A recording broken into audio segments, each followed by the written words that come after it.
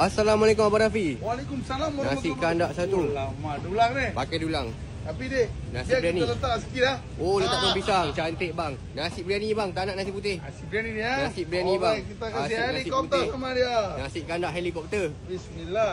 Bismillahirrahmanirrahim. Okey, jangan banyak-banyak bang. Hari ni nak diet bang. Hari ni nak diet bang. Boleh. Kuah campur dah bang. Buat campur dia. Kuah Kita campur kasih tu, helikopter bang. sama dia. Helikopter Lama saya tak singgah ni. Boleh dek. Oh, try. Kita try Kasih nasi kandak helikopter sama helikopter. dia. Bazar Ramadan Batu Cave. Ya. Jalan apa? Seri Gombak bang. Greenwood dek, Greenwood. Ha, tengok tu Ha, kuah Hollywood, campur. Bollywood, Greenwood ni. Inilah nama dia nasi kandak helikopter guys. Ha, Kalau kau helikopter nak tahu. sama dia.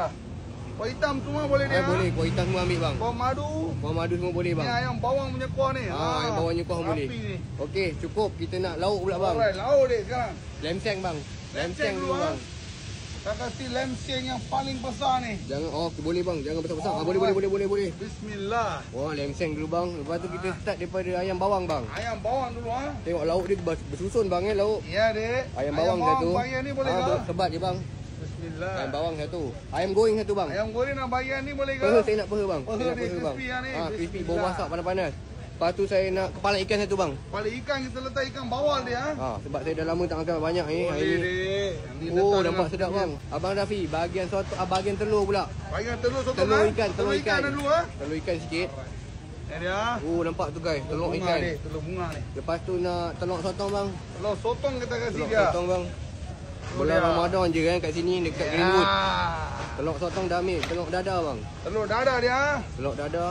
Bismillah. Lepas dah ambil telur dadah. Boleh. Telur masin bang. Telur masin dia. Oh, penuh bang Rebus satu bang. Alright, telur rebus dia. Lepas tu telur semua dah ambil kan, saya nak sotong bang. Okey, boleh. Ni Kita sotong. kasih sotong ni. Sotong sikit bang. Sotong fresh punya dia. Kepala Oh, sekali. bau masak ni bang. Udang bang, udang kena ambil bang, udang. Udang boleh dek. Udang pula kena ambil bang. Boleh. Jangan banyak bang, saya nak diet ini bang. Boleh. Lepas tu sayuran pula bang. Sayur nak bagi apa? Kobis lah bang. Kobis lah bang. Kobis ha.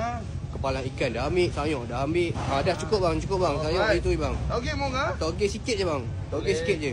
Pedia. Pedia boleh, pedia kegemaran saya ni bang. Dia. Pedia crispy ni kegemaran saya bang. Boleh. Pedia. Pendi cabai wajib bang. Pendi cabai mesti Itu last kena kita dah. penutup kita bang. Bismillah. Ni dia. Okey bang, kedai abang nanti buka kat mana bang? Okey dek, kedai kita dekat Seri Gombak pasal 8 atas bukit. Atas bukit Dari pukul 4 sampai 11 malam makan ada nasi kena helikopter. Oh, ni nombor dia nasi kanai helikopter bang Rafi. Iya.